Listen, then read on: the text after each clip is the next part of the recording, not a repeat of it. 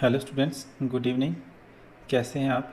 उम्मीद करता हूं कि आप सब ठीक होंगे और अच्छे से पढ़ाई कर रहे होंगे। तो आज एक क्वेश्चन पेपर मेरे पास है उर्दू का, और थर्ड क्लास का ये क्वेश्चन पेपर है। तो इस वीडियो में आज मैं आपको ये क्वेश्चन पेपर सॉल्व करके बताऊंगा कि इसमें क्या पूछा गया है।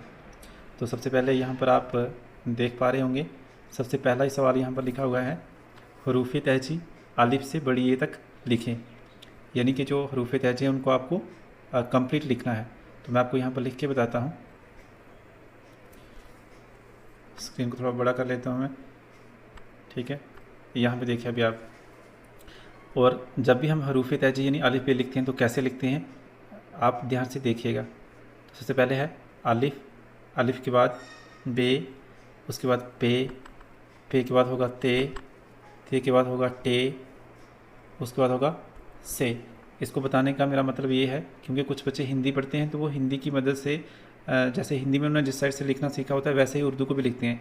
लेकिन आपको मैं बता दूं कि उर्दू को हम इस साइड से इस तरफ लिखते हैं और हिंदी जो होती है उसको हम इस तरफ से इस तरफ लिखते हैं। तो दोनों जो है वो अपोजिट डायरेक्शंस में लिखी जाती है। तो उर्दू को हम कैसे लिखते हैं? इस साइड से इस तरफ, ठीक है। अब आगे देखिए, से तक हमने लिख दिया। अब देखिए आगे झीम, ठीक है। चे के बाद होगा हे के बाद खे के बाद दाल, डाल, जाल, रे, अड़े, जे। उसके बाद होता है सीन, शीन, स्वात, जवात, तवें, जवें, ठीक है। ये जो अभी मैं लिख रहा हूँ आप यहाँ से ये पता कर सकते हैं कि जब हम हरूफ तहजी यानी उर्दू अल्फ़ाबेट्स को लिखते हैं तो लिखते कैसे हैं, इनको लिखने का सही तरीका क्या होता है। क्योंकि अगर आप हिंदी की मदद से या हिंदी की जैसा इसको लिखोगे तो फिर आप ज़्यादा स्पीड में नहीं लिख पाओगे। तो ठीक है, आगे देखते हैं तवें जवें के बाद क्या है। तवें जवें के बाद होता है एन, उसके बाद गैन, फे, काफ, कीफ, गाफ, गाफ का होता है लाम, मीम, नून, वाव, हे, हमज़ा, छोटी ए, और आखिर में लिखा जाता है बड़ी ए, इस तरीके से। तो अब ये पहला सवाल इसमें पूछा गया था। अब देखिए दूसरा सवाल क्या है। दूसरा सवाल है हरूफ तहजी की आदि शक्लें लिखें। तो हरूफ तहजी की आदि शक्लें हम कैसे लिखेंगे? सिर्फ वो हरूफ हमें लिखने हैं जिनकी आदि शक्लें होती हैं, जिनकी आदि शक्लें होती हैं। बाकी वाले जो हरूफ हैं, बाकी वाले जो अल्फ़ाबेट्स हैं हम नहीं लिखेंगे। तो आदि शक्लें किसकी होती हैं? अलिफ की होती है? नहीं होती है। बे की होती है ना, तो ये हमने बे लिख दिया। उसके बाद पे लिख दिया, ते लिख दिया, इसकी आदि शक्ल इस तरीके से होती है। टे लिख दिया, से लिख दिया, से के बाद जीम की आदि शक्ल होती है, तो ये हमने जीम लिख दिया। चे लिख दिया, उसके बाद हे लिख दिया, खे लिख दिया। तो इन सभी की आदि शक्लें होती हैं। अब दाल, डाल, साल, रे, अड़े, जे, इनकी आदि शक्लें नहीं होती। तो जे के बाद क्या आता है? सीन, सीन की आदि शक्ल इस तरीके से होती है। उसके बाद शीन, शीन की आदि शक्ल ऐसी होती है। उसके बाद सवाद की आदि शक्ल ऐसी होती है। जवाद की आदि शक्ल ऐसी होती है।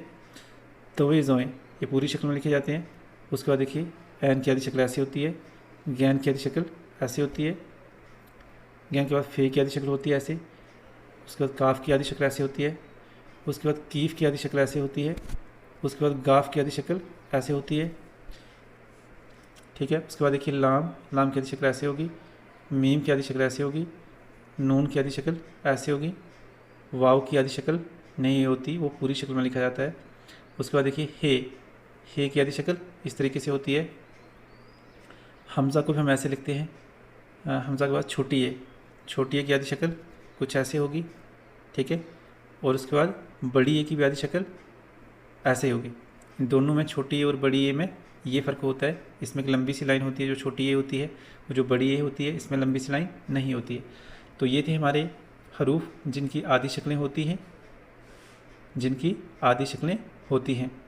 क्योंकि यहाँ पर ये जो सवाल पूछा गया था, सवाल में यही पूछा गया था कि हरूफ तहजी की आदि शक्लें लिखें। तो यहाँ पर वही हरूफ आने थे जिनकी आदि शक्लें होती हैं। तो उम्मीद करता हूँ कि आपको ये समझ में आया होगा। अब हम बढ़ते हैं आगे और देखते हैं कि अगला सवाल कौन सा है।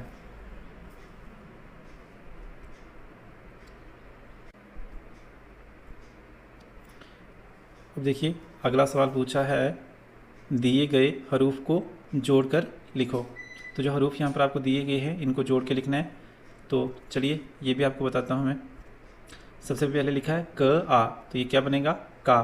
तो का को हम कैसे लिखते हैं, देखिए ये होती है क की आधी शक्ल, ठीक है। तो इसके साथ अगर हम मिलाएंगे तो ये बनेगा का, ऐसे ऐसे होता है ये, ठीक है, ये बनेगा का। तो मैंने आपको कहा था कि अगर कोई पूरी शक्ल वाला अक्षर है तो वो अपने पीछे के अक्षर को, अगर वो आधी शक्ल का है तो उसको जोड़ लेता है।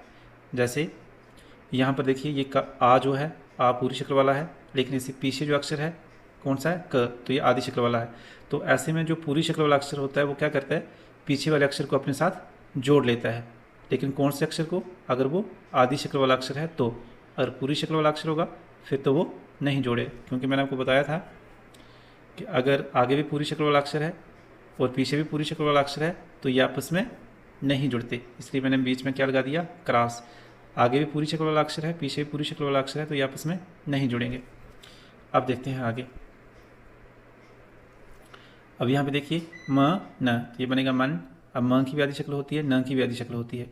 तो ऐसे में मैंने आपको बताया था कि जो अगर दोनों आधी शक्ल वाले अक्षर हैं आगे भी और पीछे भी, तो ये आपस में जुड़ जाएंगे। अब देखिए म और इसके साथ क्या जुड़ गया, न, तो ये बना मन। और मैंने आपको ये भी बताया था कि जो लास्ट वाला अक्षर होता है वो ज़्यादातर पूरी शक्ल में ही लिखा जाता है। जो अक्षर लास्ट में आता है वो पूरी शक्ल में ही लिखा जाता है, चाहे उसकी आधी शक्ल होती हो या ना होती हो। अब आगे देखिए, इसके बाद है जग, ठीक है, ज जमा ग, तो ये बनेगा जग। तो ये भी दोनों अक्षर जो हैं वो आधी आधी शक्ल वाले हैं। ज की भी आधी शक्ल होती है, ग की भी आधी शक्ल होती है, तो ये दोनों आपस में जुड़ जाएंगे। देखिए ए का मतलब है आधी शक्ल और ए का मतलब है आधी शक्ल। अगर आगे भी आधी शक्ल वाला अक्षर है, उसके पीछे भी आधी शक्ल वाला अक्षर है, तो वो आपस में जुड़ जाएंगे। तो ये मैंने जोड़ दिए, सेंटर में क्रॉस का निशान नहीं लगाया। आशा करता हूँ कि आपको समझ में आ रहा होगा। तो हम लिख रहे थे जग, जग को हम कैसे लिखेंगे, ये देखिए ज की आधी शक्ल और उसके साथ में हमने लगा दिया ग, तो ये बना जग। और ये मैंने आपको पहले ही बताया था कि जो लास्ट में अक्षर आता है वो पूरी शक्ल में ही आता है, चाहे उसकी आधी शक्ल हो या ना हो। ये इसके साथ में जुड़ा हुआ है पूरा। स्क्रीन पे लिखा नहीं जा रहा है उतने अच्छे तरीके से, लेकिन फिर भी मैं कोशिश कर रहा हूँ कि अच्छे तरीके से लिख के आपको बताया जाए। अब देखिए यहाँ पे क और द, ठीक है। अब जो द है ये पूरी शक्ल वाला अक्षर है। अभी मैंने आपको थोड़ी देर पहले बताया कि अगर कोई पूरी शक्ल वाला अक्षर है तो अपने पीछे वाले अक्षर को अपने साथ जोड़ लेता है, लेकिन अगर वो आधी शक्ल वाला हो तो। अब देखिए ये बनेगा क द कद, ऐसे जुड़ेगा ये। उसके बाद आगे आप देखोगे तो आगे लिखा हुआ है राम। क्या लिखा है, राम। अब पहले भी आधी शक्ल वाला अक्षर, आधी शक्ल वाला सॉरी पूरी शक्ल वाला अक्षर है ये। रे भी पूरी शक्ल वाला अक्षर है, आले भी पूरी शक्ल वाला अक्षर है, तो यानी आगे भी पूरी शक्ल वाला अक्षर, पीछे भी पूरी शक्ल वाला अक्षर। तो ये जो दो है ये आपस में नहीं जुड़ेंगे। ये देखो ऐसे हमने लिख दिया र आ रा। अब मैंने आपको कहा था कि जो पूरी शक्ल वाला अक्षर है वो अपने आगे किसी को जुड़ने नहीं देता है। तो अब देखिए ये जो आ है ये पूरी शक्ल वाला अक्षर है, तो इसके आगे क्या है, म, तो ये इसको भी अपने आगे नहीं जुड़ने देगा, ये इसको धक्का देके थोड़ा सा आगे कर देगा। तो ये क्या बना, राम। और म को देखो हमने इसके साथ जोड़ा, नहीं जोड़ा ना, ठीक है। तो ऐसे इनके जोड़ होते हैं। उसके बाद देखिए, उसके बाद लिखा हुआ है बाघ। तो ये जो बाघ है इसको हम ऐसे लिखेंगे, ये कुछ ऐसे जुड़ेगा, ब आ ग, बाघ। अब यहाँ पर भी ये जो अलिफ है इसने अपने आगे गैन को नहीं जुड़ने दिया, इसको धक्का देके आगे कर दिया। अब देखिए म न द, तो ये बना मंद। म और न आपस में जुड़ जाएंगे और द भी आपस में, द जो है वो इसके साथ जुड़ जाएगा, तो ये बना मंद।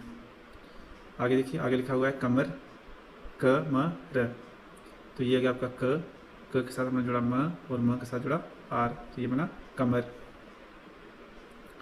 इसके बाद देखिए ज न ग, ये जंग बनेगा। अब ये ज है, उसके बाद न है और न के साथ में जुड़ेगा ग, तो ये बना जंग, ऐसे लिखा जाएगा। उसके बाद देखिए लास्ट में लिखा हुआ है ग आ द, तो इसमें ये बना गाद। इसमें कुछ ऐसे लफ्ज़ हैं जिनके कुछ मीनिंग होते हैं और कुछ ऐसे हैं जिनके मीनिंग नहीं होते हैं। यहाँ पर सिर्फ आपको जोड़ तोड़ की प्रैक्टिस जो है वो करवाई जा रही है। ठीक है। तो ग आ द, ये क्या बनेगा गार। अब यहाँ पर भी देखिए जो आलिफ है ये पूरी शक्ल वाला अक्षर है, और पूरी शक्ल वाला अक्षर क्या कर रहा है, अपने से आगे वाले अक्षर को धक्का देके आगे कर रहा है, उसको आपस में अपने साथ जुड़ने नहीं दे रहा है। ठीक है। तो इस क्वेश्चन पेपर में इतना ही लिखा था, और इस वीडियो में भी इतना ही है। तो अगली किसी और वीडियो में आपसे जल्द मुलाकात होगी, तब तक के लिए मन लगाकर पढ़ाई करते रहिए। और अगर आपको कोई बात समझ में नहीं आ रही है तो आप कमेंट करके आप मुझे ज़रूर बता सकते हैं, और अगली बार मैं कोशिश करूँगा कि उसी के रिलेटेड जो वीडियो है वो बनाई जाए। Thanks for watching.